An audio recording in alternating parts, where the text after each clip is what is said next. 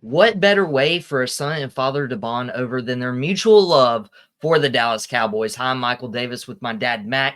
We're a star-studded son and dad duo on the star-studded Cowboys Network, powered by Fans First Sports Network. And this is Dad and the Boys. If you're listening to us on Fans First, thank you. If you're watching us on Boom Broadcasting, thank you as well. Now, of course, we're 9 episodes into this. I'm calling this the Tony Romo episode, and maybe we'll find somebody for episode number 10.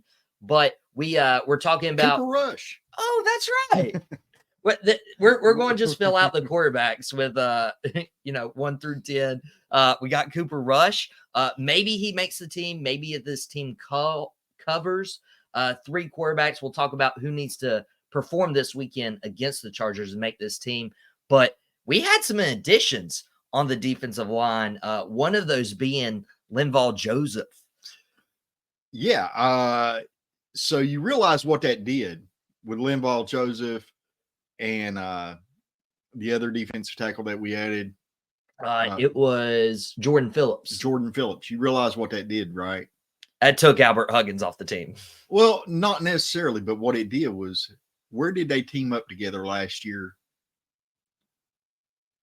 The Buffalo Bills. Yeah, we got their defensive tackle duo from last year now. And they both have a history with Zim and Gunther, who is a defensive coach with us.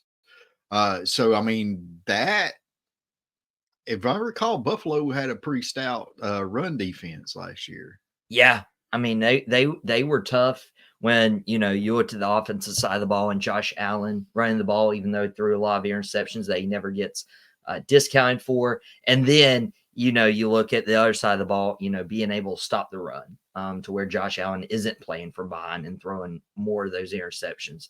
Now, I'm thinking about, what makes this defensive line different than last year. I mean, obviously, we've lost Dante Fowler and Dorrance Armstrong. They followed Dan Quinn to the Washington Commanders. Jonathan Hankins was that big defensive tackle presence with the run game. And we lost Sam Williams due to injury. I mean, just looking at those 4 names being off the board, it looks like it's going to be a different defensive line for us. Well, it is going to be a different defensive line. But is it going to be better or worse? I mean, only time will tell. I put a lot of faith in the coach that we got from the Commanders. Redskins Commanders. There'll always be the Redskins to true Dallas fans, because that's our rival. Jeff, I can't pronounce it. It starts with a Z, Zagania or whatever, who was their defensive line coach. And Washington, throughout the last several years, even though their teams have struggled, they've had a good defensive line. And so we've got him, we've got Greg Ellis and Zimmer, who is a great defensive mind. I think that our defensive line will be okay. You've lost those guys, but you've also added some. Like you said, we've added Phillips and Joseph. We also added your guy, Carl Lawson. He is my guy. I'm excited for that one. And then Marshawn Nealon through the draft. So you've got all those, and then you've got to think, you've got Micah Parsons. And Micah and Odigizua, they're going to only improve. Now, I don't know if it means the end of Huggins or even, some of the guys that have been around like Chauncey Golston or the kid that we drafted a few years ago, Hoko. But what it does do, if you start adding the numbers up, you've got Parsons and Lawrence, you got Odigi, and you got Mozzie Smith. There's your 4. Yeah. Then you add in Lawson, Nealon, Phillips, Golston? No, Phillips and you're thinking who we just had, Linval Joseph. Linval Joseph. So now you're at what, 8? Historically 9 to 10 is the maximum they keep on the defensive line, and I would probably lean more towards the 9 range. So that leaves one spot, and who's going to fill out that spot? Yeah, and I know looking back at that last preseason game, Muhammad made some really good plays. Muhammad did. Tony was cut, basically let go because of injury, and as we was adding Lawson. Now, so you got maybe two spots at most that you're going to carry on the defensive line. So I mean, you got Justin Rogers, you got Muhammad that have made splash plays. Rogers has been good. He's the rookie. So, I mean, a lot will come into salary, team control for the years and stuff in that equation, how long they control them for going forward. I just don't know how it's going to play out as far as, you know, how it's going to all adjust, but our line is definitely going to be different. Mm. Yeah, and different sometimes is good, sometimes is bad. Just in any aspect of life. But I mean, you replaced Hankins, and Hankins was good. Our run defense was a lot better when he was in there. Mm-hmm. But there was it seemed like every year Hankins was getting hurt and missing games. And the run defense would suffer. I mean, your biggest thing about your defensive tackles being those bulk guys is to free up those linebackers. Is to free up the linebackers. Get those guys in there so they can run and tackle. And let's face it, if we got Overshawn and Leafau, and if Micah's playing there, Kendricks and Damone Clark, I mean, we got some speed at linebacker. We got some big linebackers right now that can make those type of plays in the backfield. They can get the ball carriers, and that's going to help solidify our run defense. Our run defense last year was 16th. Which it got worse when Hankins and Vander Esch got hurt. Vander Esch got hurt. So it did drop during that period. So hopefully with the more big bodies that we have and the more that we can run a rotation instead of having to rely on certain ones throughout the whole season, the better chances are we have of keeping that run defense intact, because our pass defense was great. Yeah. I mean, it was top 5. So I mean, even without Trevon Diggs, and we get Diggs back this year. Yep. I mean, we lose Gilmore, and Gilmore was a solid addition last year up until the playoffs, and then he got hurt in the last game, and they had to his shoulder injury required surgery. Come in, flowers to him, because I mean, the dude played injured for us in the postseason. We just played a different defense than we were accustomed to throughout that game to allow for him to take and play. It was tough to see how it ended. Of course, Gilmore just signed a 1-year deal, about $10 million for the Minnesota Vikings. That'll be tough to see, but Minnesota's probably not going to do much this year, anyways. No, Minnesota's not. They're going to be struggling. I mean, I don't put much faith in the quarterback situation there, especially even with JJ McCarthy. And when he gets hurt, there probably goes their plans. It's just going to be interesting to see how those last 1 to 2 spots fill out. Who do they decide to keep? It'll be tough. And they'll have one more game to show up and show out, and that is the Los Angeles Chargers that we play, not the San Diego Chargers. Okay. Old school. I gotta remind Dad, hey, teams will relocate, team will change their names. Yeah, like the Oakland Raiders or the LA Raiders. I always referred to them as Oakland. Yeah, they were always Oakland. Good thing they left that baseball field. Gosh, could you imagine being a football player playing on a baseball field in the dirt? Good time to get a diamond, right? But we'll play the LA Chargers this weekend, and this is the final opportunity that these players have to give themselves a chance to say, hey, I belong on this 53-man roster. There's places we have more depth, like the defensive line after these additions.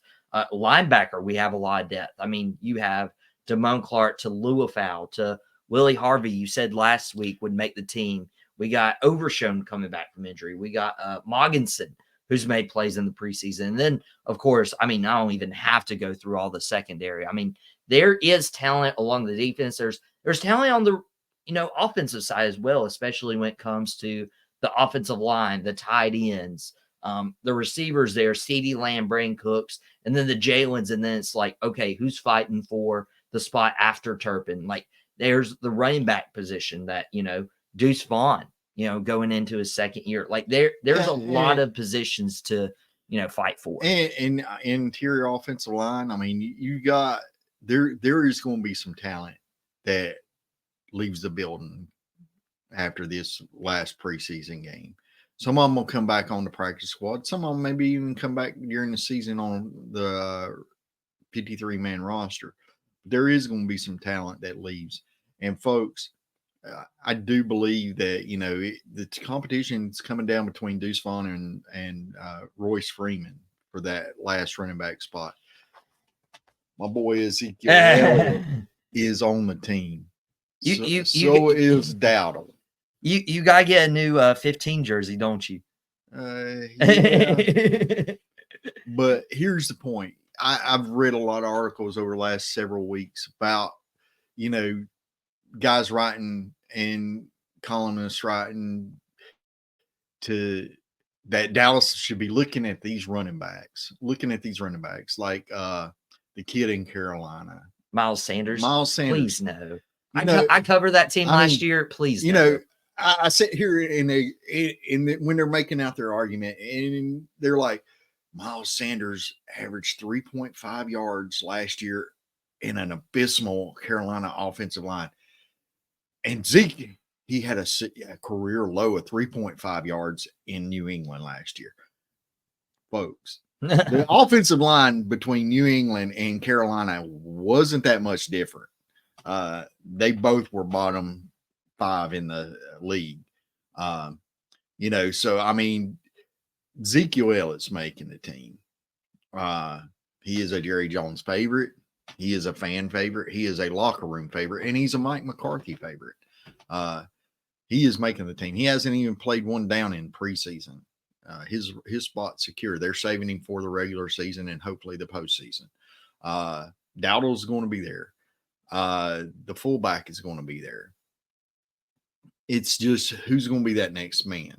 It's between Royce Freeman, I honestly believe, and Deuce. I don't look for them to go out and try to trade and get someone who's been injured for the last little bit or has been, on another team and trading draft resources for that. I don't see that forthcoming. And there may be trades that they make. I don't think it's going to be at the running back position. I don't think it's going to be at the offensive line position because we're actually going to be cutting guys, whether it be recent draft picks or guys that have played in this league a little bit.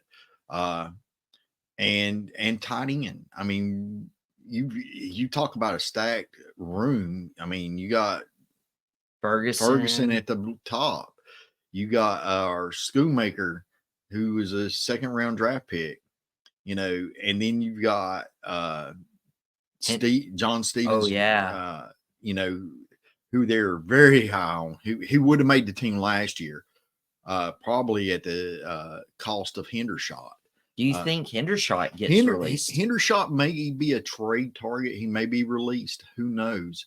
He could make the team, but they also paid a lot of money for this Span Ford kid as an undrafted free agent this year, and he's looked good in camp. Hendershot has been dealing with injuries and stuff, so I don't know if he will make it this next year. It may be, one of those things again, cost effectiveness. Do they look to trade some of the guys that we've got? That's why I started thinking about, you're like, hey, we probably won't trade anybody, but looking at this roster, like I mean, why wouldn't you trade, somebody on the bubble if you could get a 4th or a 5th round pick, like something in the middle of the pack that could help you acquire somebody in the future? And a lot of it depends on whether or not we think that we can bring them back to the practice squad. If we think we can get a practice squad. I did read somewhere that over the last several years, we've had 49 draft picks selected from the rounds 5 through 7.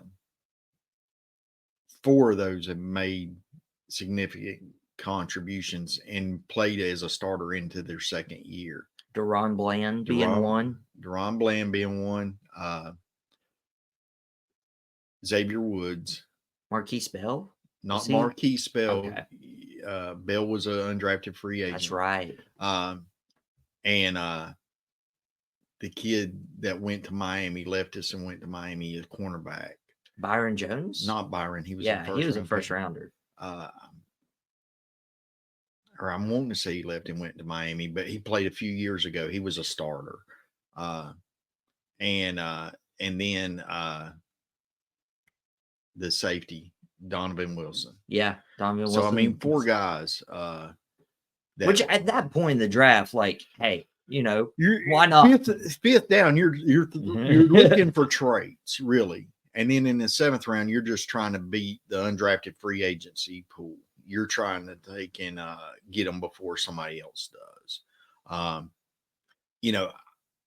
see guys, that, high on in the draft that, even as 5th rounders like Nathan, or I don't even remember where he was drafted. I think he was drafted in 7th this year. Nathan Thomas. Yeah. Offensive line. I think he's going to be good if he can take and get some time. I mean, he has battled injuries. Will they put people on injured reserves to secure them, kind of give them a red shirt year for that freshman year with the team? So it just depends on what do they plan on doing. Roster building's 24/7. Yeah, they'll scan the waiver wire. Nathan Thomas, 7th round pick. I think he's got some talent. I think Justin Rogers does as a defensive tackle. The numbers crunch may be there.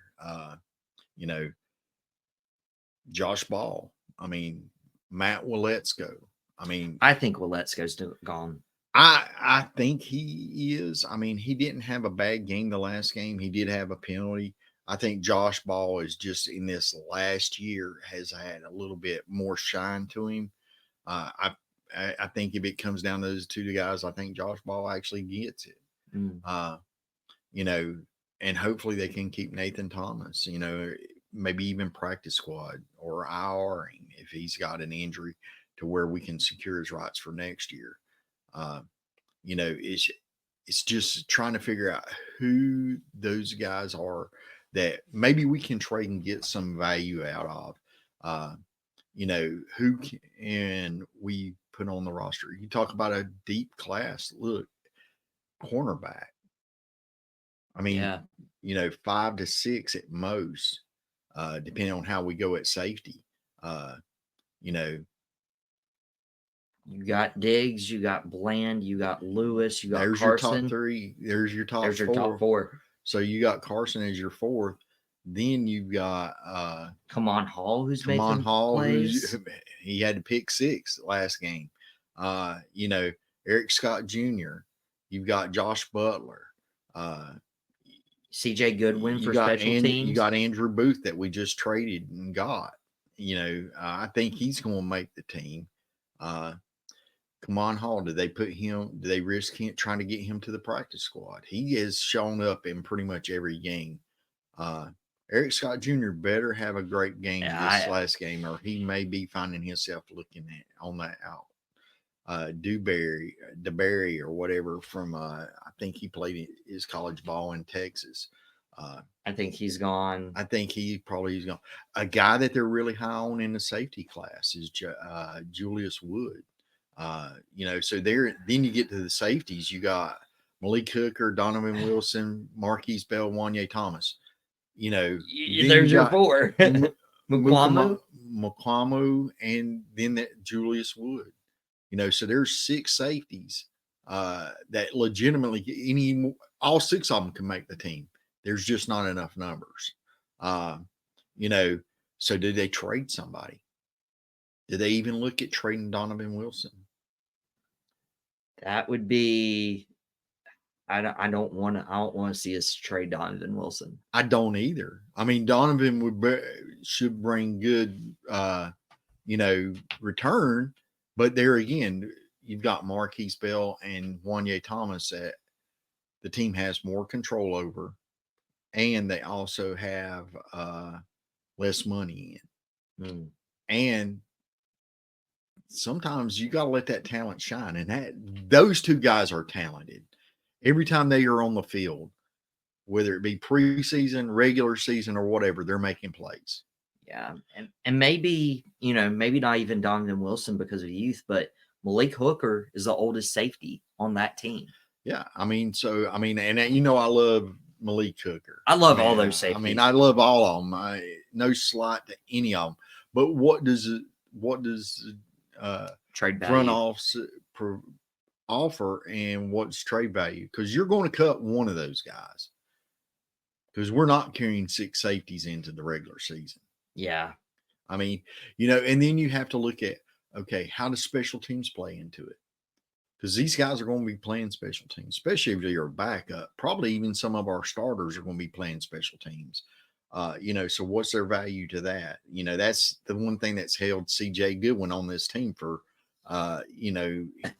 career with the Dallas Cowboys is his ability on special teams. And there's been other team players on there that, they can contribute to the roster in their position of choice a little bit, but special teams is their forte.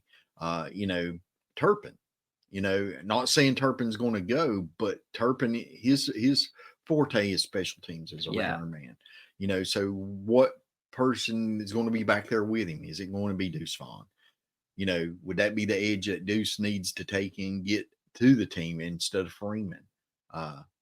I don't see Dowdle, even though they've mentioned Dowdle as a potential for a return person. I don't see Dowdle as being that person. I think it's going to be like 1A and 1B in the running back room. Because this is a running back by committee. I think it's going to be Zeke and Dowdle that's going to kind of be the starter.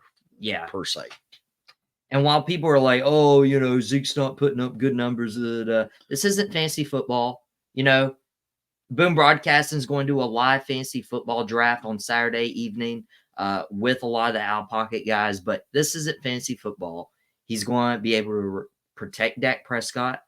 He's going to be able to help in the pass block game, and he's going to provide a veteran presence, and he wants to be here, and that's half the battle. And folks, we said it over and over on this show, and I know we're only in our 9th episode, but you could probably go back and view the other episodes and see it over and over.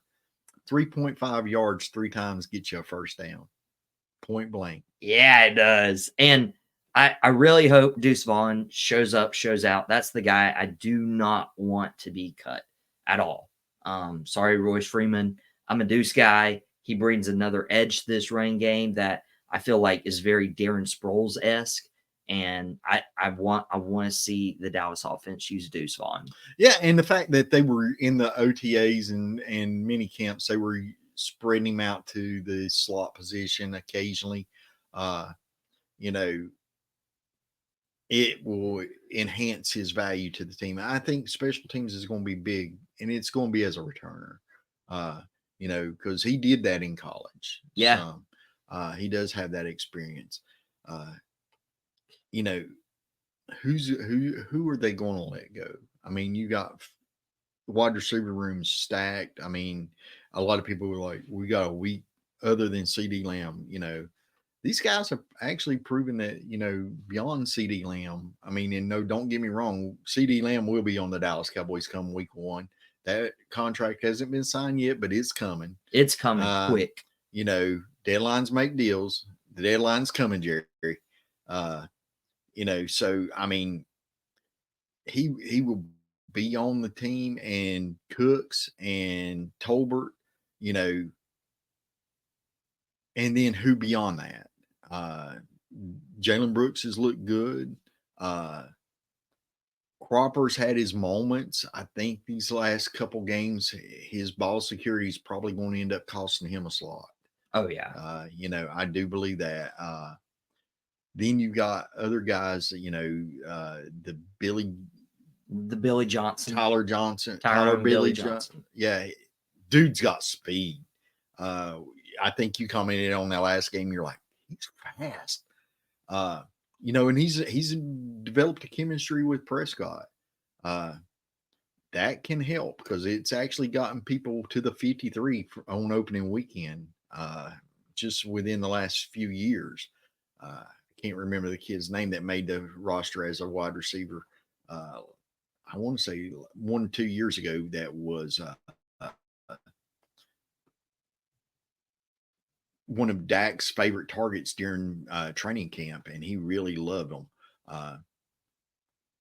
And so, I mean, he made the team. Yeah.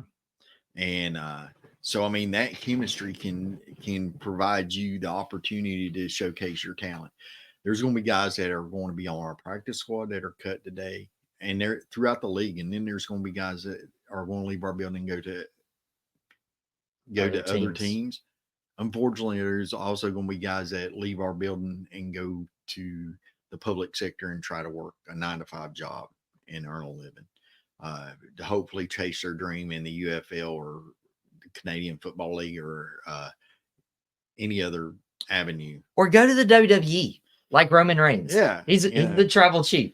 I mean, there is life after football. There is life after this weekend. And that.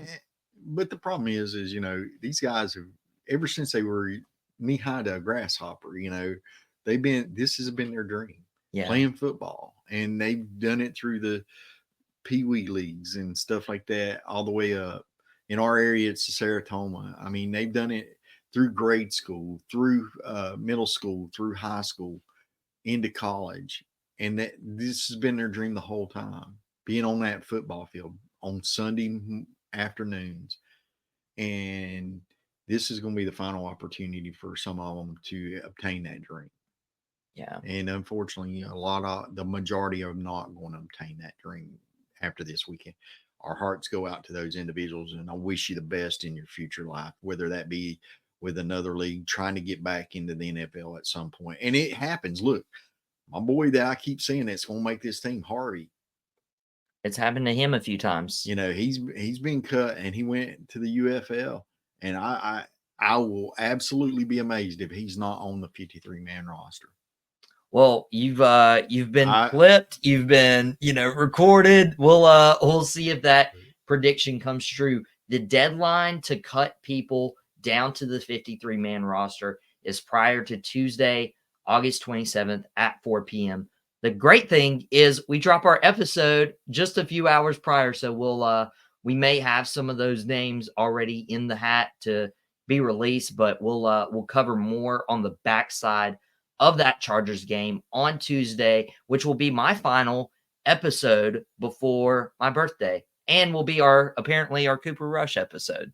So you don't want to miss that. You can watch it on Boom Broadcast and you can listen to Fans First. But for now, you may return to your regular. Or it could be the chairman. What? Chairman wrestling. Oh, there we go. Sean Spears. We're not only Cowboys fans, we're wrestling fans. We had like 3 references this episode, but we'll brainstorm if it's Cooper Rush, if it's Ty Dillinger, Sean Spears, whichever one we would like. But you may now return to your regularly scheduled lives. Thanks for tuning in for Dad and the Boys with Mack and Michael, powered by Boom Broadcasting and Fans First Sports Network on the Star-Studded Cowboys Network. And remember, this isn't our first rodeo, and we'll catch you here next time.